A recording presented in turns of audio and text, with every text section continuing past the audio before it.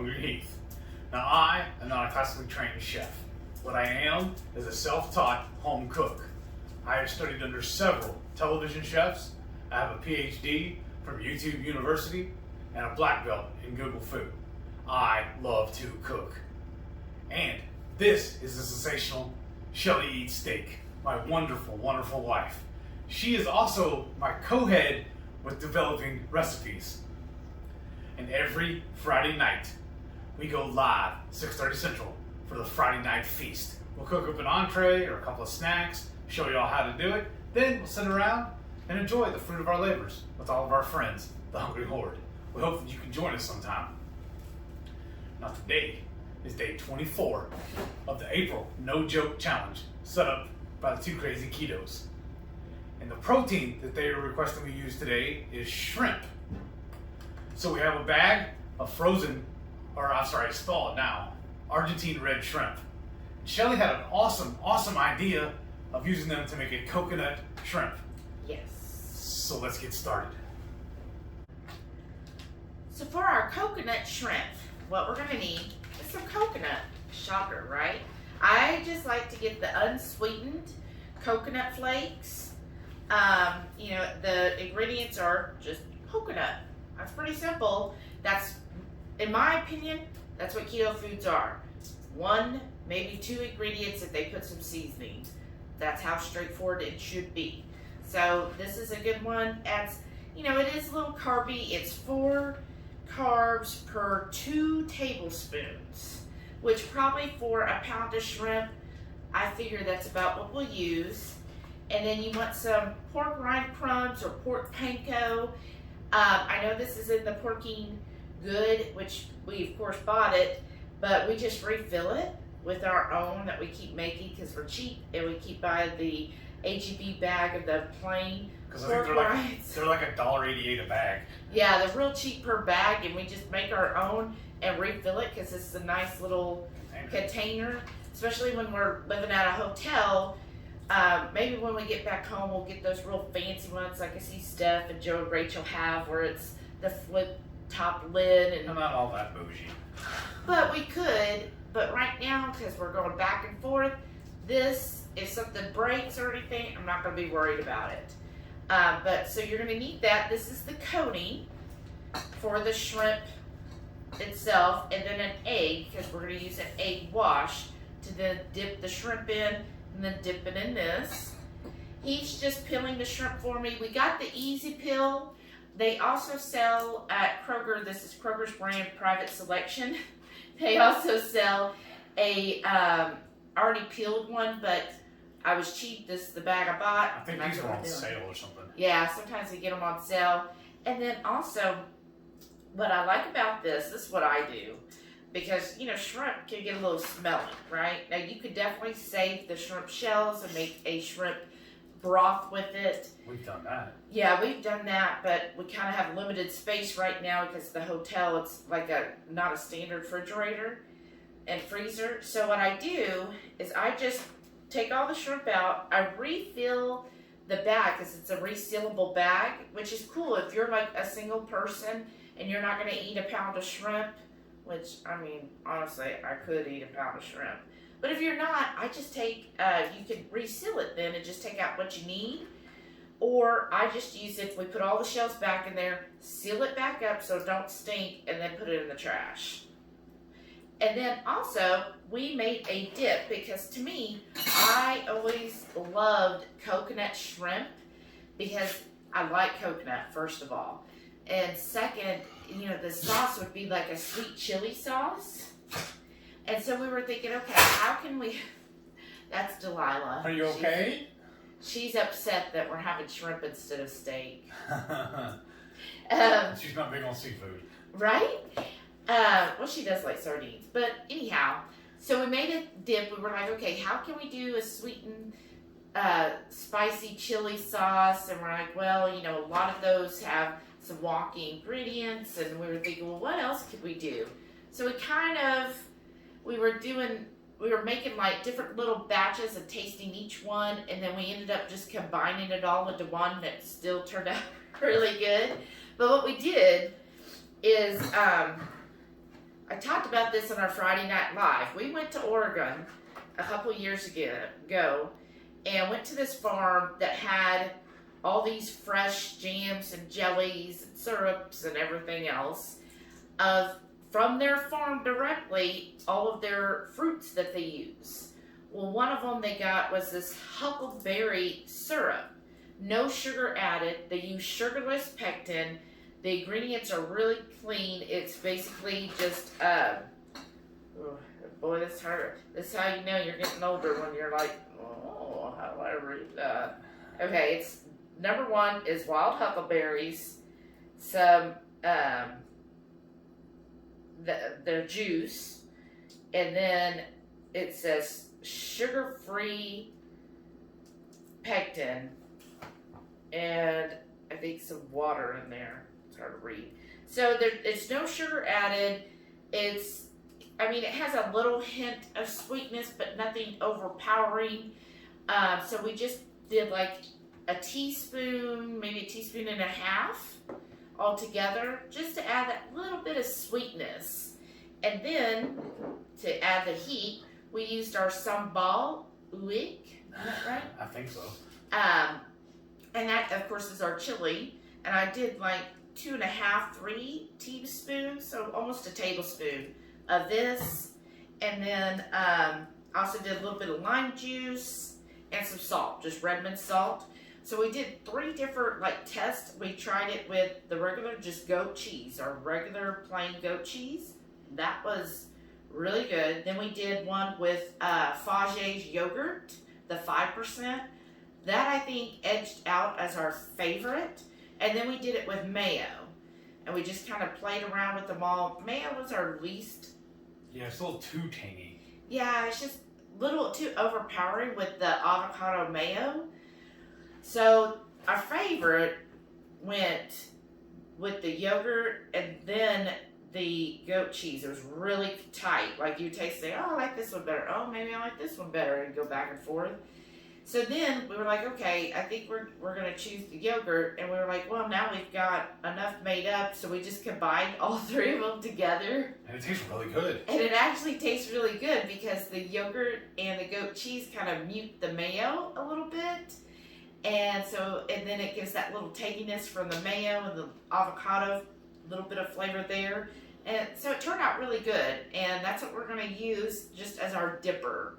So it's just kind of a little science experiment. We might still work on it and tweak it and maybe come up with a better ratio sauce later on. Because I had looked up on Google, trying to find a recipe, and all the ones I found kept calling for apricot jelly. Yeah. So I was like, well, we already have this. Why can't we just substitute that out? And then she started tweaking with it.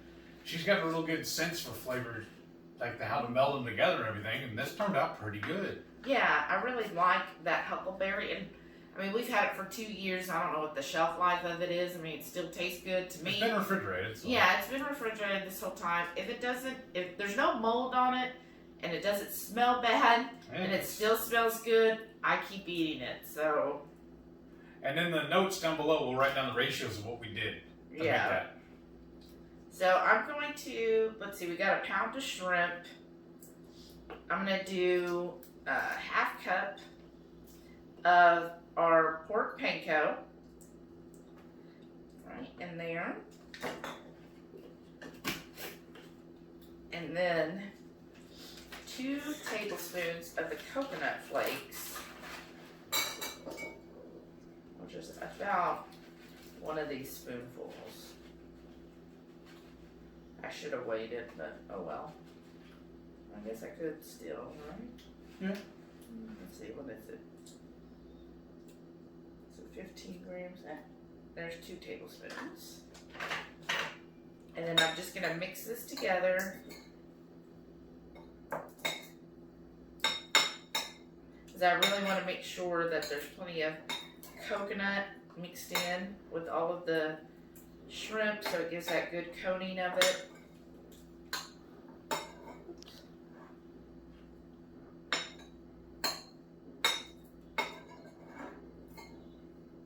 Try to just mix this up really well. So what did y'all do for your shrimp if you're doing the challenge, or what is your favorite way that you make shrimp? Typically, I like to boil it or just grill it or bacon wrap it, make almost like a shrimp bruschetta. Yeah, I love shrimp bruschetta. Whenever we go to a Mexican restaurant that we like around here that's local, we like to get their shrimp bruschetta, and they use that, like, I think it's Oaxacan cheese, a strip of jalapeno, just like a little slice, and they wrap it in bacon and grill it up. Stuff is so good, right? Oh, it's amazing. So I got, what do you think? I think that's a good mix of the coconut with it. Amazing. So roughly 2 tablespoons of coconut, and then we want to do the seasoning, right? Yeah, that's just salt, pepper, and garlic. Yeah. All right, to see how this looks, I'm going to give you an idea.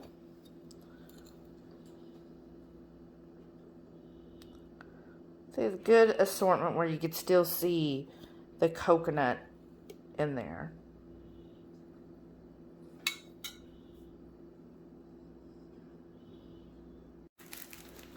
So my wonderful husband got all the shrimp peeled, and I got our air fryer tray. We're gonna, of course, do this in the air fryer. So I'm just gonna grab this, kind of coat it in the egg. Probably grab a few at a time. And there we go. So they can be sitting there and getting all eggy. Kind of drip that off. Put it in here. Yeah. Wow, that looks good, right? I'm going to put it in my little air fryer and just keep kind of working on these. And then we'll move the camera so we get a closer view on exactly what I'm doing. So here's the little shrimp in that. And then I put it in my little air fryer. Grab another one out of the egg. I kind of like to do a couple of these at a time. Drip that. And you just put it in here. Kind of stir them around. Oops. Make sure they get well coated in that seasoning. I really, really like the pork panko, y'all. It's a game changer for us because, you know, with Heath not being able to have almond flour, and so many recipes out there want almond flour, and it's just, I mean, I kind of feel like Dr. Berry said, you know, realistically, should you be eating that much almond flour? So I do like, of course, you could say, well, how much pork rinds are you eating doing this? But I just still in the mentality that a meat product overall is always going to be healthier than any type of vegetable or nut. So I just keep loading shrimp in my egg mixture. And this is just one egg, y'all. I just did one egg. Because I'm kind of like, I could always add another egg if I run out. So I always like to start with the minimum and then move forward. Just keep coating these up. And we're just going to keep doing this until they all get done.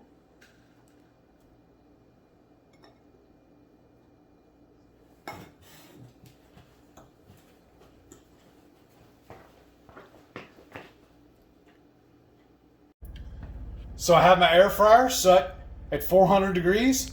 I'm going to slide this in and I'm going to cook it for 5 minutes. Flip them and do another 5 minutes.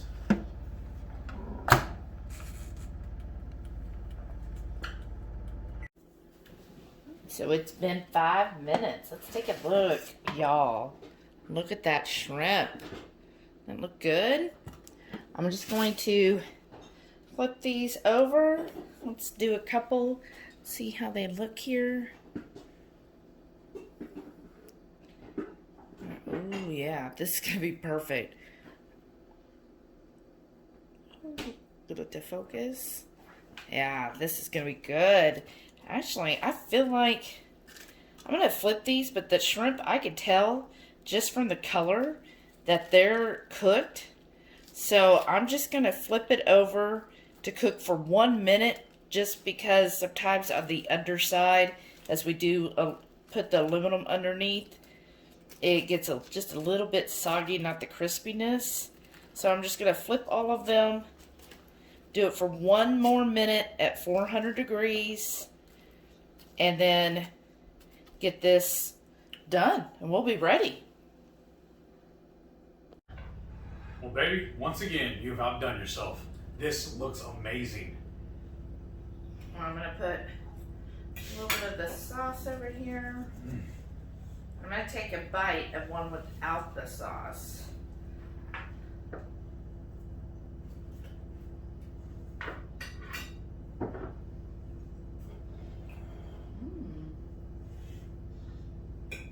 I really like You that. like it? Yeah. Okay.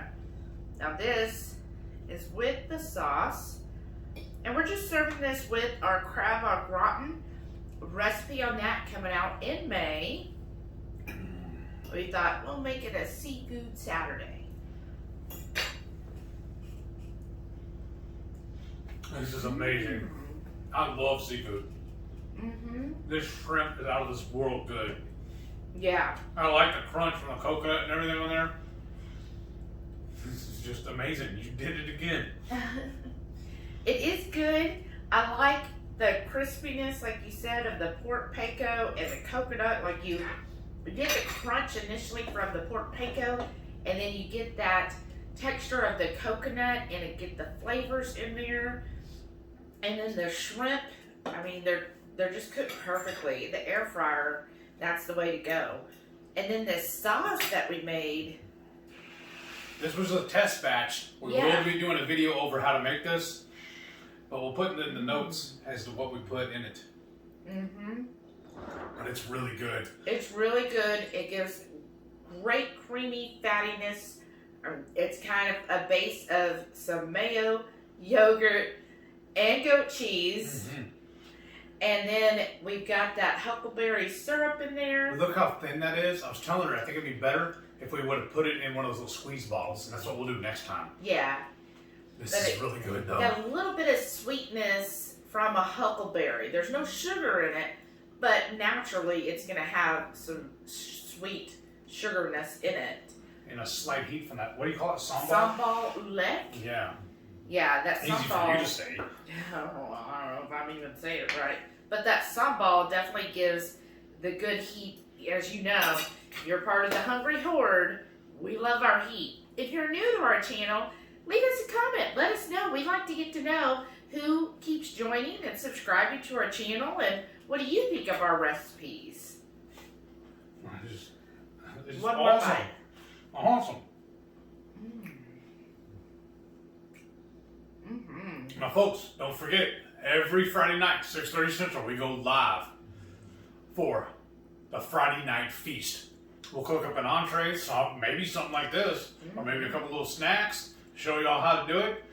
And after it's finished, we'll sit down and chew the fat with all of our friends and the Hungry Horde.